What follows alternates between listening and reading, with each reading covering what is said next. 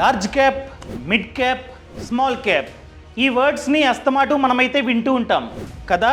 For example in stock మార్కెట్లో చూసుకున్నట్లయితే అస్తమాటు large cap stocks, mid cap stocks, small cap stocks అని చెప్పి వింటూ ఉంటాం. అదేవిధంగా మ్యూచువల్ ఫండ్స్లో చూసుకున్నట్లయితే large cap funds, mid cap funds, small cap funds అని చెప్పి వింటూ ఉంటాం. సో ఈరోజు ఈ వీడియోలో లార్జ్ క్యాప్ అంటే ఏంటి, మిడ్ క్యాప్ అంటే ఏంటి, స్మాల్ క్యాప్ అంటే ఏంటి క్లియర్గా పిన్ టు పిన్ మీకైతే ఎక్స్ప్లెయిన్ చేస్తా.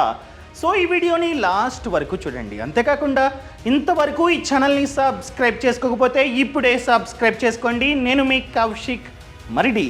First one, large cap. Cap అంటే క్యాపిటలైజేషన్, అర్థమైందండి? క్యాప్ అంటే క్యాపిటలైజేషన్. అదే లార్జ్ క్యాప్ అంటే ఏ కంపెనీస్ యొక్క మార్కెట్ క్యాప్ అన్నది, అనగా మార్కెట్ క్యాపిటలైజేషన్ అన్నది ఎక్కువ ఉందో ఆ కంపెనీస్ని లార్జ్ క్యాప్ కంపెనీస్ అంటాం. మార్కెట్ క్యాప్ అంటే సింపుల్గా చెప్పాలంటే మార్కెట్ వాల్యూ. ఆ కంపెనీ పెద్దదైతే మార్కెట్ క్యాప్ ఎక్కువ ఉంటుంది. సో అలాంటి మార్కెట్ క్యాప్ ఎక్కువ ఉన్న కంపెనీస్ని లార్జ్ క్యాప్ కంపెనీస్ అంటాం. ఫర్ ఎగ్జాంపుల్, అసలు మార్కెట్ క్యాప్ అంటే total number of out standing shares into current share price.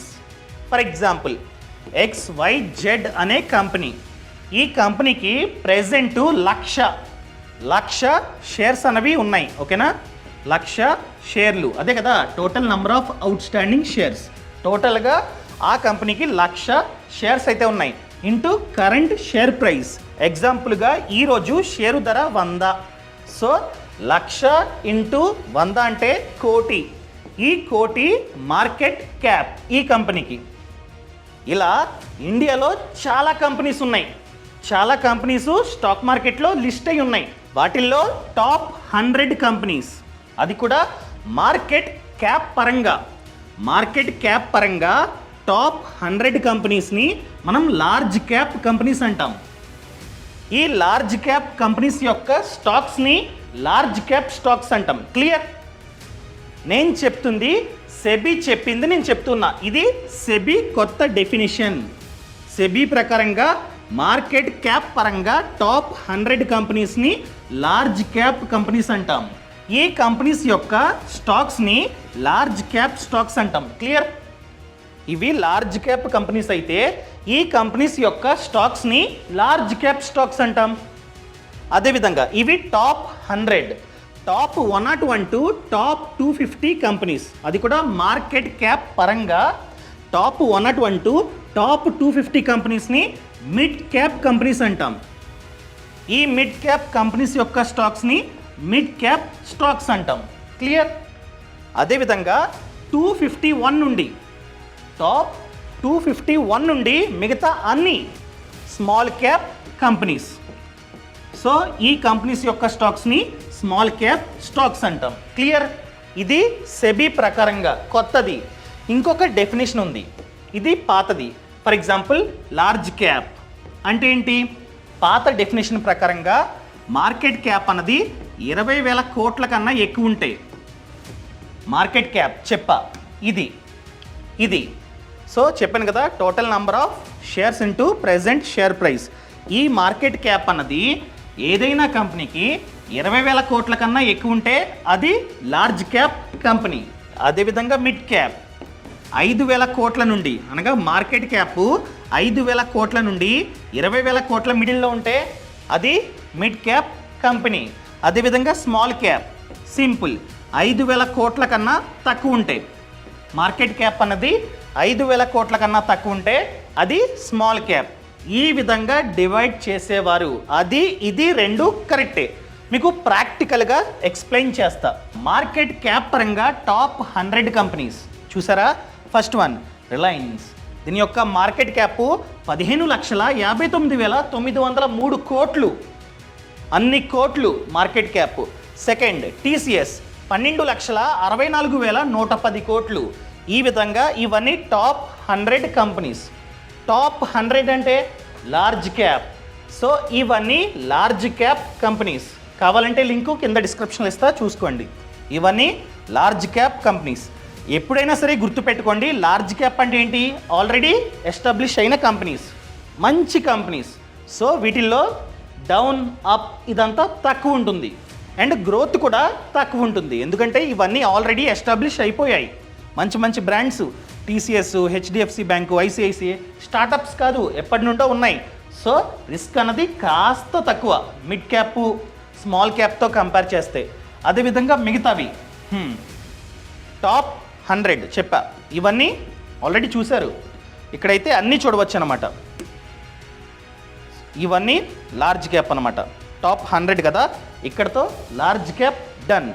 Next వచ్చేసి మిడ్ క్యాప్ 101 చూసారా, ఇవన్నీ మిడ్ క్యాప్ కంపెనీస్ చూడొచ్చు మీరు. అదేవిధంగా 250 తర్వాత స్మాల్ క్యాప్, 250 తర్వాత ఇదిగోండి 251, దీని తర్వాత ఇవన్నీ స్మాల్ క్యాప్ కంపెనీస్. ఈ స్టాక్స్ని మీరు కనుక కొంటున్నట్లయితే ఇవి small cap stocks. Clear? Next mid cap చెప్పా, top 101 to 250 companies according to the market cap. ఈ కంపెనీస్ యొక్క స్టాక్స్ని మిడ్ క్యాప్ స్టాక్స్ అంటాం. మరి మిడ్ క్యాప్ ఫండ్స్ అంటే ఫండ్ అనగా మ్యూచువల్ ఫండ్. మ్యూచువల్ ఫండ్లో ఫండ్ మేనేజర్ ఖచ్చితంగా ఉంటారు. మీలాంటి వాళ్ళు, నాలాంటి వాళ్ళు అందరూ డబ్బుని పెట్టుబడి పెడతాం. సో ఈ డబ్బుని ఈ ఫండ్ మేనేజర్ మళ్ళీ ఇన్వెస్ట్మెంట్ చేస్తాడు. ఇన్వెస్ట్మెంట్లో భాగంగా ఎక్కువ డబ్బుని, ఎంతైతే డబ్బు ఉందో దానిలో ఎక్కువ డబ్బుని ఈ మిడ్ క్యాప్ స్టాక్స్లో పెట్టుబడి పెడితే ఆ ఫండ్ని మిడ్ క్యాప్ ఫండ్ అంటాం. అర్థమైందండి? ఒకవేళ ఫండ్ మేనేజర్ మనం ఎంతైతే డబ్బుని పెట్టుబడి పెట్టామో ఆ డబ్బు మొత్తంలో ఎక్కువ శాతాన్ని లార్జ్ క్యాప్ స్టాక్స్లో ఇన్వెస్ట్ చేస్తే ఆ ఫండ్ని లార్జ్ క్యాప్ ఫండ్ అంటాం. అదేవిధంగా స్మాల్ క్యాప్లో ఎక్కువ డబ్బుని పెట్టుబడి పెడితే ఆ ఫండ్ని స్మాల్ క్యాప్ ఫండ్ అంటాం. క్లియర్? నెక్స్ట్ చెప్పా, స్మాల్ క్యాప్ 251 నుండి ప్రతిదీ స్మాల్ క్యాపే. క్లియర్? ఓల్డ్ పరంగా 5,000 కోట్ల కన్నా తక్కువ ఉంటే small cap companies. Clear? Next flexi cap. Flexi cap అంటే ఏంటి? నేను ఆల్రెడీ చెప్పా, లార్జ్ క్యాప్ ఫండ్ అంటే ఎక్కువ డబ్బుని లార్జ్ క్యాప్ స్టాక్స్లో ఇన్వెస్ట్ చేస్తాడు. మిడ్ క్యాప్ ఫండ్ అంటే మిడ్ క్యాప్ స్టాక్స్లో, అదేవిధంగా స్మాల్ క్యాప్ ఫండ్ అంటే స్మాల్ క్యాప్ స్టాక్స్లో. కానీ ఫ్లెక్సీ క్యాప్ అంటే మూడిటిల్లోని. అర్థమైందండి? Flexi cap. సో లార్జ్ క్యాప్లో కొంచెం, స్మాల్ క్యాప్లో కొంచెం, మిడ్ క్యాప్లో కొంచెం. ఎగ్జాంపుల్గా 33%, 33, 33 ఈ విధంగా డివైడ్ చేసి పెట్టుబడి పెడితే దాన్నే ఫ్లెక్సీ క్యాప్ అంటాం. అదే ఇక్కడ రాసా, across all market caps. Clear? Next NFO అనగా న్యూ ఫండ్ ఆఫర్. ఏదైనా ఒక ఫండ్, ఒక మ్యూచువల్ ఫండ్ మొదటిసారి మార్కెట్లోకి ఎంటర్ అవుతున్న ప్రాసెస్నే న్యూ ఫండ్ ఆఫర్ అంటాం. స్టాక్ మార్కెట్లో ఐపీఓ, అదేవిధంగా మ్యూచువల్ ఫండ్లో ఎన్ఎఫ్ఓ. సో కొత్తగా ఇప్పుడు ప్రెజెంట్ ఒక ఎన్ఎఫ్ఓ ఉంది, న్యూ ఫండ్ ఆఫరింగ్ చేస్తూ ఉంది. ఆ ఫండ్ గురించి మీకు ఖచ్చితంగా తెలియాలి. అదే HDFC life flexi cap fund. చెప్పా, ఫ్లెక్సీ క్యాప్ అంటే లార్జ్ క్యాప్లోని, మిడ్ క్యాప్లోని, స్మాల్ క్యాప్లోని డివైడ్ చేసి ఇన్వెస్ట్మెంట్ చేస్తాడు ఫండ్ మేనేజర్. అదేవిధంగా ఈ ఫండ్ ఉంది, ఇది హెచ్డిఎఫ్సి లైఫ్. హెచ్డిఎఫ్సి లైఫ్ అంటే లైఫ్ ఇన్సూరెన్స్ కంపెనీ. సో ఈ ఫండ్ కంప్లీట్గా మ్యూచువల్ ఫండ్ కాదు, ఇది యూలిప్. అర్థమైందండి? యూలిప్. యూలిప్ అంటే ఇన్వెస్ట్మెంట్ ప్లస్ ఇన్సూరెన్స్. అర్థమైందండి? ఇందులో ఇన్వెస్ట్మెంట్ ఉంటుంది, మ్యూచువల్ ఫండ్ లాగా మనకి రిటర్న్స్ అనేవి వస్తూ ఉంటాయి. ఫండ్ మేనేజర్ మళ్ళీ డివైడ్ చేసి ఇన్వెస్ట్మెంట్ చేస్తాడు, దాంతోపాటు ఇన్సూరెన్స్ కూడా ఈ ఫండ్ మనకైతే ఇస్తుంది. ఈ ఫండ్లో మనం ఇన్వెస్ట్మెంట్ చేస్తున్న టైంలో మనకి ఏదైనా జరిగితే మనకి లైఫ్ ఇన్సూరెన్స్ వస్తుంది, ప్లస్ బ్రతికుంటే రిటర్న్స్ అనేవి వస్తూ ఉంటాయి. ఈ ఫండ్ ప్రెజెంట్ అయితే ఓపెన్లో ఉంది. ఎప్పటి నుంచి? 12th అక్టోబర్ నుండి 25th అక్టోబర్, అంటే ఇప్పుడు ఈ టైంలో ఓపెన్లో ఉంది. మినిమం పెట్టుబడి ఎంత? 1000. మినిమం పెట్టుబడి 1000. మీకు ప్రాక్టికల్గా ఒకసారి చూపిస్తా. ఇది ఈ లింకు కింద డిస్క్రిప్షన్లో ఇచ్చా. అండ్ ఈ వీడియోకి స్పాన్సర్ కూడా పాలసీ బజార్. ఇక్కడ మీ డీటెయిల్స్ని ఎంటర్ చేయండి, కింద లింక్ ఉందా అది క్లిక్ చేస్తే ఈ విధంగా వస్తుంది. సో మీకు ఇంకా డీటెయిల్డ్గా ఎక్స్ప్లెయిన్ చేస్తా. ఇక్కడ మీ పేరు, నంబర్ అంతా ఎంటర్ చేయాలి. సెర్చ్.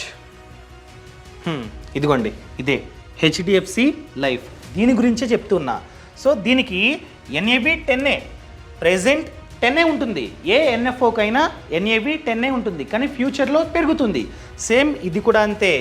ఇప్పుడు 10 ఉంది, కానీ ఫ్యూచర్లో పెరగవచ్చు. Depends upon market. ఇప్పుడు కొనుక్కుంటే చాలా తక్కువకి మనకైతే ఇది వస్తుంది. అదేవిధంగా డిస్కవరీ ఫండ్, ఈ కంపెనీ యొక్క డిస్కవరీ ఫండ్ రిటర్న్ చూసుకున్నట్లయితే లాస్ట్ 5 ఇయర్స్గా 22.8%, which is very good. So get details, click. And దానికంటే ముందు ఇన్ కేస్ మనం కనుక 10,000 పర్ మంత్ 10 ఇయర్స్ పాటు పెట్టుబడి పెట్టి ఇంకొక 10 ఇయర్స్ వెయిటింగ్ చేసి 20 ఇయర్స్ తర్వాత మనం డబ్బుని తీసుకుందాం అనుకున్నట్లయితే ఎంత వస్తుంది? క్లిక్. ఇది చెప్పా, ఫ్లెక్సీ క్యాప్ అనగా small cap, mid cap, large cap అన్నిటిల్లోని పెట్టుబడి పెడతాడు ఫండ్ మేనేజర్. సో లాస్ట్ 10 ఇయర్స్గా స్మాల్ క్యాప్లో 22%, మిడ్ క్యాప్లో 22%, లార్జ్ క్యాప్లో 15%. ఆ విధంగా రిటర్న్స్ అనేవి జనరేట్ అయ్యాయి. సో యావరేజ్గా చూసుకున్నట్లయితే ఇది ఫ్లెక్సీ క్యాప్ కాబట్టి కాస్త ఎక్కువ రిటర్న్ జనరేట్ అవ్వచ్చు. Next capital guarantee. మనం ఎంతైతే మంత్లీ కడతామో అదంతా సేఫ్, వెనక్కి ఖచ్చితంగా ఇస్తారనమాట. దాంతోపాటు ఇది యూలిప్.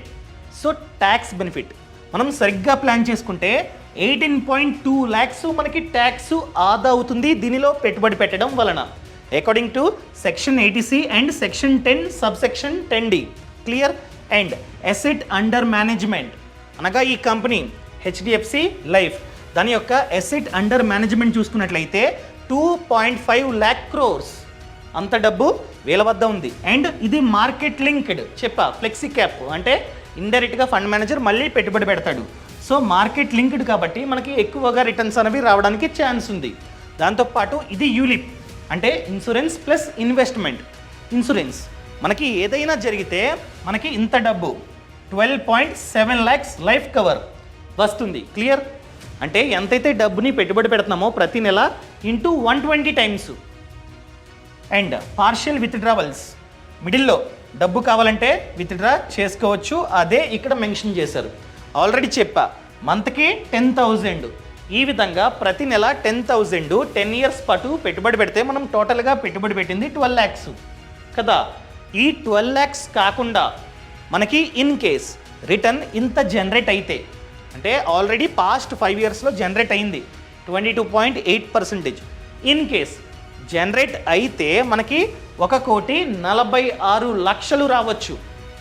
అసలు ప్లస్ రిటర్న్ అంతా కలిపి 20 ఇయర్స్ తర్వాత ప్రతి నెల 10,000 పెట్టుబడి పెడుతూ ఉన్నట్లయితే 20 ఇయర్స్ తర్వాత మనకి 1,58,00,000 రావచ్చు. నేను చెప్తుంది రావచ్చు అని చెప్తూ ఉన్నా. వస్తుందా చెప్పలేం, డిపెండ్స్ అపాన్ ద మార్కెట్. ఇంత డబ్బు రావచ్చు. అదేవిధంగా ఫండ్ పర్ఫార్మెన్స్ చూద్దాం. అసలు ఈ కంపెనీ మంచిదా చూద్దాం. ఏయుఎం అసెట్ అండర్ మేనేజ్మెంట్ 53,988 కోట్లు. అండ్ ఇవి ఈ కంపెనీ యొక్క ఫండ్స్ అనమాట. ఆల్రెడీ చాలా ఫండ్స్ ఉన్నాయి, ఇది కొత్తది కాదు, జస్ట్ న్యూ ఫండ్ ఆఫర్ అంతే. చాలా ఫండ్స్ ఉన్నాయి, వాటి యొక్క రిటర్న్స్ ఇవి పర్లా మంచిగానే ఉన్నాయి. అదేవిధంగా చెప్పాను కదా, దీనిది ఇంకా స్టార్ట్ అవ్వలేదు కాబట్టి రిటర్న్స్ అయితే లేవు. నార్మల్గా చూసుకున్నట్లయితే ఇంత రిటర్న్స్ ఆల్రెడీ జనరేట్ చేసింది ఈ ఫండ్స్ అన్ని కలిపి యావరేజ్గా. సో కావాలంటే ఇన్వెస్ట్మెంట్ చేసుకోవాలంటే ఎలాగా? ప్రొసీడ్. దీని లింకు కింద డిస్క్రిప్షన్లో ఇచ్చా. ప్రొసీడ్ మీద క్లిక్ చేసి ఇక్కడ డీటెయిల్స్ అన్ని ఎంటర్ చేసి మీకు కావాలంటే కొనుక్కోవచ్చు. అండ్ హెచ్డిఎఫ్సి లైఫ్ మీకు తెలిసిందే, వన్ ఆఫ్ ద బెస్ట్ అయిన లైఫ్ ఇన్సూరెన్స్ కంపెనీ. అదేవిధంగా వీళ్ళకి సాల్వెన్సీ రేషియో కూడా ఎక్కువ ఉంది, 200% ఉంది. 150 ఉంటే చాలు, కానీ 200% ఉంది. కావాలంటే బాగా రీసెర్చ్ చేసి, మళ్ళీ చెప్తున్నా, బాగా రీసెర్చ్ చేసి ఇక్కడ క్లిక్ చేసి ఇన్వెస్ట్మెంట్ చేసుకోండి. మళ్ళీ చెప్తున్నా, రీసెర్చ్ చేసి ఇన్వెస్ట్మెంట్ చేయండి. ఈ వీడియో నచ్చినట్లయితే లైక్ చేయండి, షేర్ చేయండి. అండ్ ఇంతవరకు ఈ ఛానల్ని సబ్స్క్రైబ్ చేసుకోకపోతే సబ్స్క్రైబ్ చేసుకోండి. నేను మీ కౌశిక్ మరిడి. అదేవిధంగా ఫ్రీడమ్ యాప్లో చూసుకున్నట్లయితే 1000 కన్నా ఎక్కువే కోర్సెస్ ఉన్నాయి. Mutual fund, stock market, health insurance, car loan, ఇలా ఎన్నో కోర్సెస్ ఉన్నాయి. సో ఇప్పుడే ఫ్రీడమ్ యాప్ని డౌన్లోడ్ చేసుకోండి. అదేవిధంగా మెంటర్ కనెక్ట్, మీకు డౌట్ వస్తే డైరెక్ట్గా మెంటర్స్తో మాట్లాడవచ్చు. ఫర్ ఎగ్జాంపుల్ బిజినెస్, ఎవరైతే ఆ బిజినెస్లో సక్సెస్ అయ్యారో ఆయన ఈ కోర్సులో మెంటర్. మీకు డౌట్ ఉంటే ఆయనకి కాల్ చేసి మాట్లాడవచ్చు. ఆ ఫీచర్ కూడా ఫ్రీడమ్ యాప్లో ఉంది. కావాలంటే ఫ్రీడమ్ యాప్ని కూడా డౌన్లోడ్ చేసుకోండి. Thank you so much. Thanks for watching. జై హింద్.